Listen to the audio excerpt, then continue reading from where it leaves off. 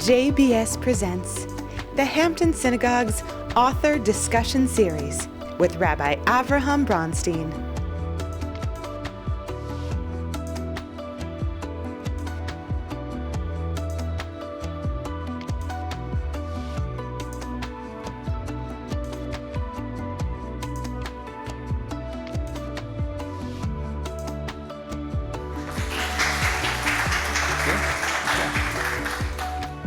Robert Frost begins his poem Mending Wall with the line, "Something there is that doesn't love a wall."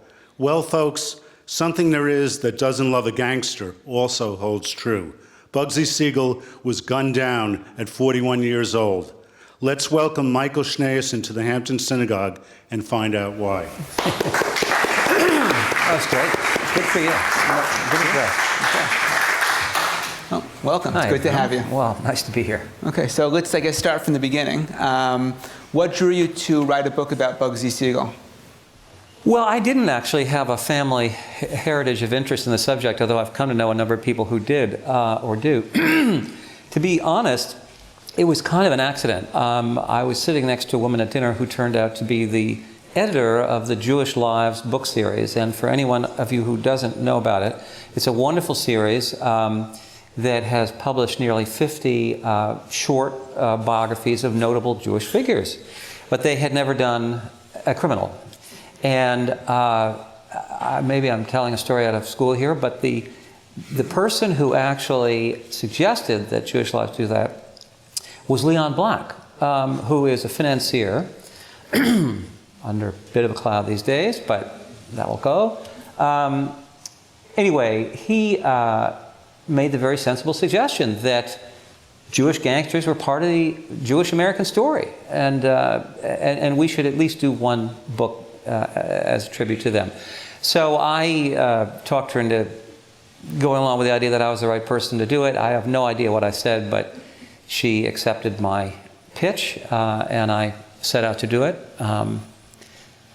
And learned a lot about Bugsy. Yeah, did you have any kind of, Glenn obviously, in introducing you, talked about his family preconceived notion, or his opening assumption about Bugsy Siegel and the glamour and the drama.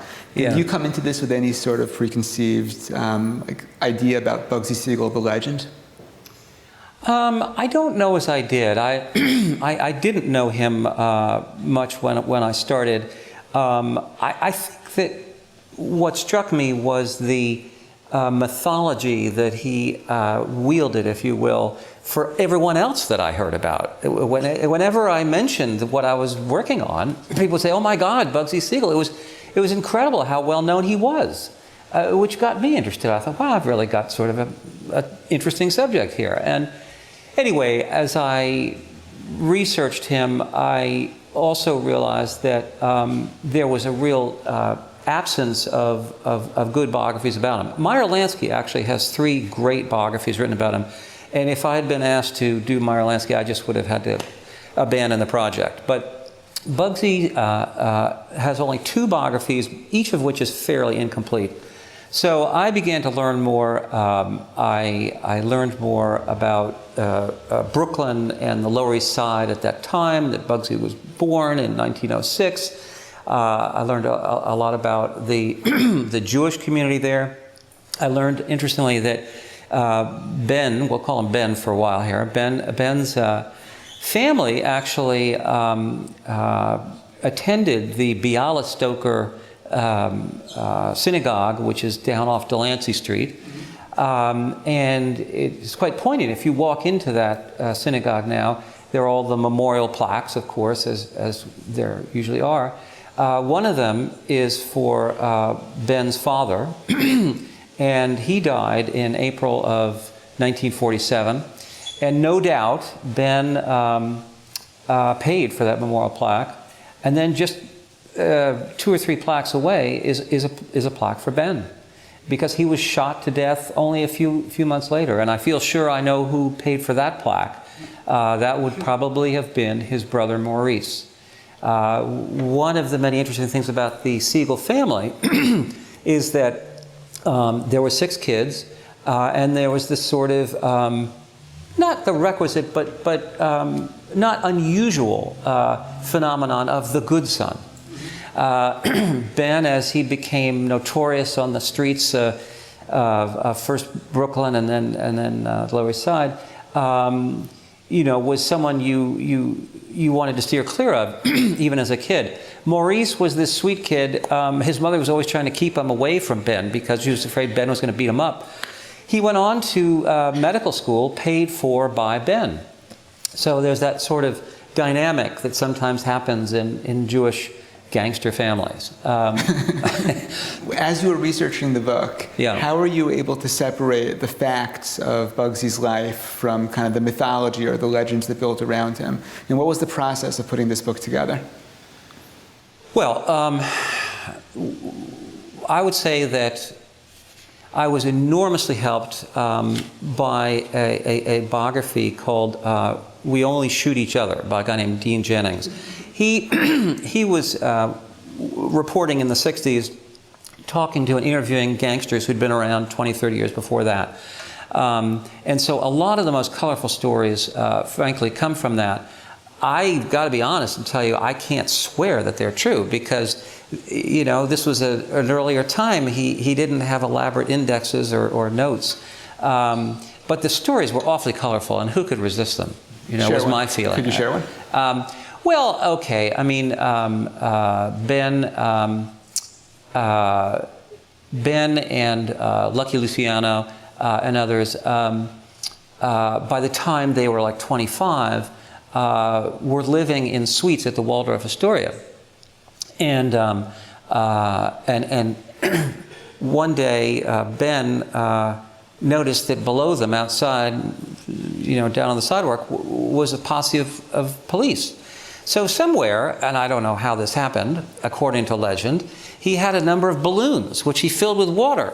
And he, dropped them over the windowsill onto the police. And Albert Anastasio was right there. He would end up dead in a barber's chair. He said, Ben, what are you doing? And he said, why are you doing this? And Ben said, well, I like it. I do it because it's fun and I like it. Extraordinary that Ben and Luciano and Meyer Lansky could all be living such regal lives by the time they were 26, 27 years old, still with Prohibition persisting. It was in 1929 that Meyer and Ben decided that it was time to get married. So they latched on to local girls from the Lower East Side, and each young woman was very sort of sweet and had very little idea of what their prospective husbands did for a living, just wanted to have children, which is what they went ahead and did. And the service was conducted with each one being the other's best man. And for each service, there was a rabbi. Now, I know you're going to ask me, how Jewish was Ben? And the answer is not much. When you've murdered people, not much. However, there did seem to be this occasional effort to at least imprint themselves with a semblance of Jewishness. Having a rabbi at your wedding is one way to do it. Later on in the book, I talk about how Ben, in his later casino days, actually very shortly before he died in 1947, was visited by a Jewish military, Israeli military leader, I should say, raising money for the state of Israel. And Ben agreed to see him, and the guy came in and talked for a while, and Ben held up a hand and he said, no, wait a minute, I just want to know one thing. Are your Jews gonna be tough? Are they gonna get in there? Are they gonna kill people? And the officer said, yes, they are. And he said, all right then. And he reached behind him and he had this shopping bag of bills. And every week, for the remaining time that military officer was going around, canvassing for money, he would always end up with another, suitcase or bag of bills from Ben. So there was a sense of horror at the Holocaust and of wanting to do what small bit he could when he'd finished all the other things that he was doing. So, without giving too much away, because we want everyone here to buy the book when the program is over. Yes. How did Ben transition from Murder, Inc. or the Lower East Side or Brooklyn to Las Vegas? How did that chapter of his life start? Well, that's a good question. I realized as I was somewhat into this book that, and I should have mentioned, by the way, that one thing that was enormously helpful in the reporting of this book was the newspapers, because by the time Ben was pretty unknown until he got to LA and began to have a sort of high social profile. And so the newspapers started following him. And they, of course, would, as he became entangled with a murder, Big Harry Greenberg, and then as he built this casino. In each of those times, he would draw a lot of attention from the press. And at that time, as you probably know, there were 6 or 8 newspapers in New York, in LA. There's a lot to be mined from that. But at any rate, I realized that essentially Ben had 3 acts. Maybe most of us have 3 acts. His was very clearly delineated. It was Act 1, childhood, Lower East Side. And then when Prohibition did end, and he had to find a new act, it was LA. That was Act 2. and he became involved in all sorts of racketeering efforts, and the track and the wire and this sort of thing. But that Act 2 ended rather dramatically with a hit job that a job that Ben was actually involved with, and which nearly got him the electric chair. He got out only because a guy named Abe Relis was tossed from the 6th floor window of the Half Moon Motel in Coney Island, but that's possibly another story. At any rate, as a result of that, Act 3, Las Vegas. And it wasn't a place that he wanted to go. I think possibly if he'd really been honest with himself or with us, he would have said that he'd really blown it in LA. He'd had a wonderful life there. He'd built this 23-room mansion. Stars would come to see him, as someone says in the book. Jimmy Stewart's wife says there's the only kind of person that a film star admires more than himself is a gangster. And a young Frank Sinatra was often apparently at this 23-room mansion, and there would be Ben presiding with fortunes from who knew where. But when that hit job went bad, and when he nearly got executed, he went to Las Vegas. Knowing it was really the last card he had to play. Now, Las Vegas, 1941, was already a unique and very different state. It was 1931 that those laws had passed. Prostitution, quickie marriage, quickie divorce, all that stuff made Nevada so different. But it still had, by and large, these what we call wagon wheel and sawdust casinos, which is to say simple places. Ben, how much credit he gets for the Flamingo, and how much credit he then gets for creating the whole culture of Las Vegas, is a very interesting one that we can perhaps discuss in questions. My own feeling after the research and reporting I did is that he gets some, but certainly not all, or even necessarily the lion's share. Meyer was in there recognizing that the war would soon be over and that a whole generation of GIs would want to be entertained out in Vegas. Also the realization that you could drive a car much faster to Vegas from LA than had been the case before.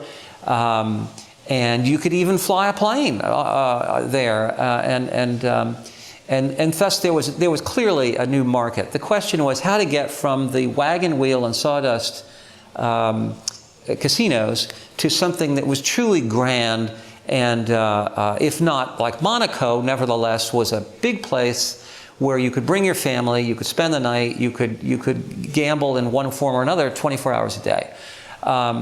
And Ben spent a few years learning the business, which meant basically racketeering and stealing their money at the end of the day. His new business partners had no choice, really. He bought and sold a pretty big-sized one, and then one day, in about 1945, he was apparently with Meyer Lansky in Vegas. They started their drive down back to LA, and they passed this dusty, sort of desert-like stretch of 30 or 40 acres, which was for sale. The legend is that, Ben would tell you he came up with the idea. Meyer Lansky said he did. Is a guy named William Wilkerson, who probably has the best claim to it because he had invented and overseen a number of wonderful restaurants in LA. He knew how to be an entertainment czar, and he offered to help Meyer Lansky without knowing that Meyer Lansky was a criminal. Anyway, they bought this property. Soon enough, one day, Willie Wilkerson looked up to see a very nattily dressed man disembarking from a fancy car, and he knew exactly who it was. It was Ben. Well, to his dismay, he had a new business partner. And for a while, Ben couldn't stop praising Wilkerson as just his hero, his idol. All those great restaurants, Ciro's and the lot down in L.A., but the trouble was, Ben was kind of a narcissist, if you want to be gentle about it. Maybe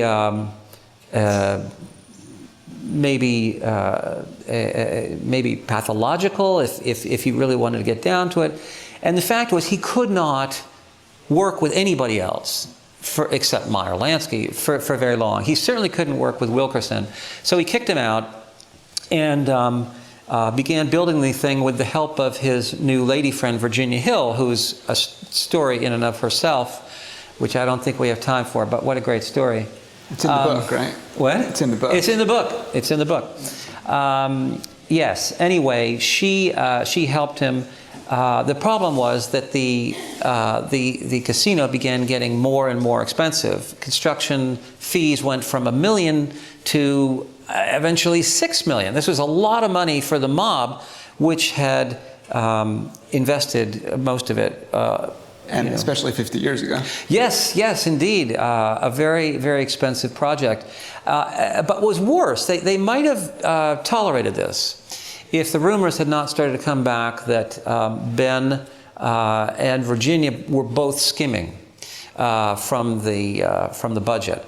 And with that, the gangsters had a meeting in Havana right around early December 1946, very important date.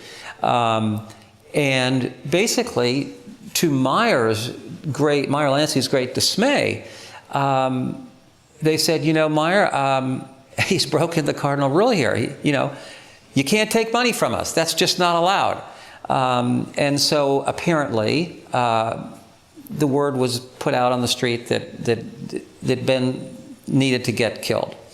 Only a few weeks after that, right around Christmas, Ben finally opened the Flamingo.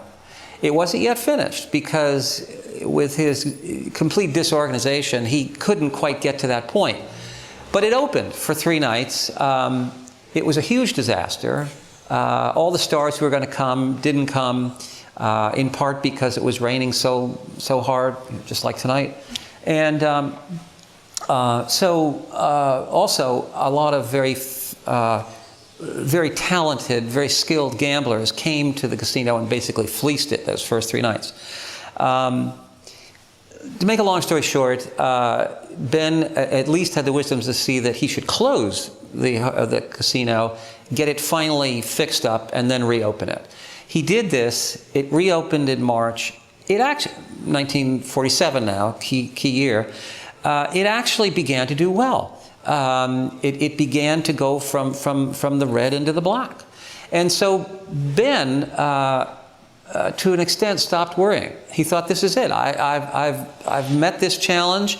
The gangsters in New York may be impatient, but they needn't be, because this is just going to be a cash cow, and they'll get their money back. They should be happy they had a chance to invest with me. This is the attitude that propelled him to June 20th of 1947. Virginia had gone to Paris a few days before. Interestingly, and possibly a tip-off, she was transporting with her 75 fur coats. And no one knew why, since it was June. But she had. And she'd also basically broken up with Ben. They had had a very tumultuous and dramatic romance for almost 2 years. But they were exhausted, to put it mildly. So she went to Paris. Ben went alone to her house in Beverly Hills. Their relations were good enough that she could say to him, sure, use the place. He was about to actually spend the summer with his 2 daughters and figure out where he was going to be living after that. And so he went alone to this house. Over the next 24 hours, he saw various people he needed to see, like Mickey Cohen and others. And we know what he did every hour of that day, because the newspapers were so detailed in their coverage of Ben, and there was perhaps a sense that something dramatic might happen. Who knows? But something did happen very dramatic, which is that at the end of that evening, Ben sat against the bay window of the living room. Why any gangster would do that, vulnerable as he was, I don't know. But he did, and from the shadows, this man emerged with a carbine, a rifle, and shot him 9 times through the trellis and killed him immediately. And it's a story that actually I found in writing this book made me sort of sad. You kind of wished he would have gotten away with it after all. I don't know why I think that, because, as I said before, he killed people with a gun. But nevertheless, I felt as I finished it, somewhat sympathetic. Maybe that time he would have gone legit, maybe he would have. Anyway, I was left in the sort of denouement, if you will, to try to come to terms with who had killed him and why. And there are wonderful theories. He had a lot of enemies. But I came around to the theory that actually the crime writer Nick Pileggi believes to an extent as well. I mean, he had one aspect of it. We talked for this book, and I kind of twisted a little bit, and we agreed that was possible. Virginia Hill's young brother was 18 or 19. He had been in the military. He had been trained in using rifles. Maybe it's just by chance, but he'd been trained. There was a lot of talk that Ben had begun getting very physically abusive with Virginia. That would have been something that her young brother would have objected to and seen fit perhaps to take action on. But the other thing was that, Virginia was still felt to have skimmed from the mob. She was still said to have taken money and put it in a Swiss bank account. And therefore, she was probably marked for death.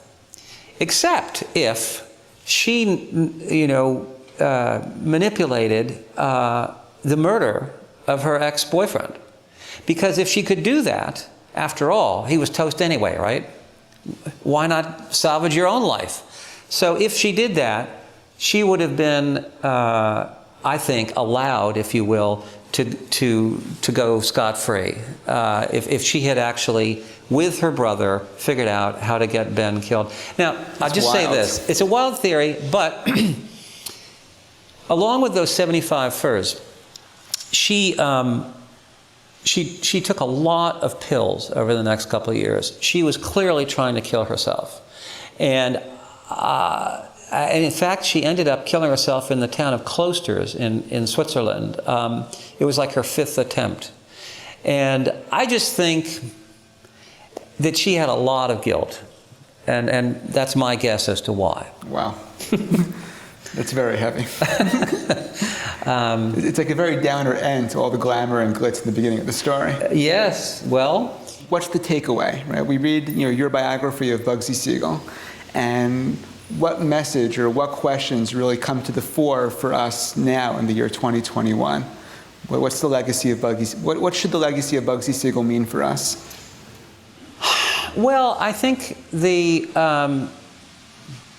important thing, ironically, is that there is no legacy, and the reason there isn't is the difference in culture between Italian gangsters and Jewish gangsters. Okay, we all know that the mob, the mafia, has been around for hundreds of years, and even though they've been decimated by the authorities, they persist proudly. But when's the last time you ever heard of a Jewish gangster in your lifetime? You haven't. There isn't. There isn't one. And that's because Jewish gangsters came to New York with a very set agenda. They wanted to make it, and then they wanted their children to go to the good schools, and they wanted to move into society. And they did that pretty effectively, precisely because, by the 1950s, we don't really hear anything about Jewish gangsters. I mean, we hear about, okay, people who are Jewish who happen to, build a casino, and maybe even have some bit of connection with Chicago or whatever. But, out and out Jewish gangsters swaggering the streets of New York, bringing attention to themselves, no, that you don't see. Precisely because they didn't want you to.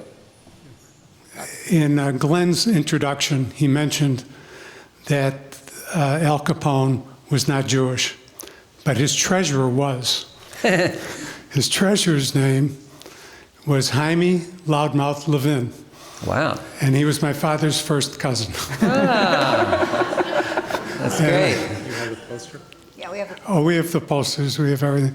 And when my parents got married, he showed up with 2 goons at the wedding, because he always traveled with protection. They grabbed my father, took him out to the car, and he gave my father an envelope filled with cash, because my father was in uniform, and he and all of his brothers were off to World War II to make sure our families were supported during the war. So without him, I don't know where I'd be. Well, that's a very familiar story in the best sense. I mean, a lot of people felt that gangsters in their neighborhood or their family had helped them, and also sometimes helped them defend themselves, because if you were down there on the Lower East Side in the late 19th century and you were a Jewish kid and you turned the corner, there could be an Irish gang looking down your nose and ready to beat the hell out of you. And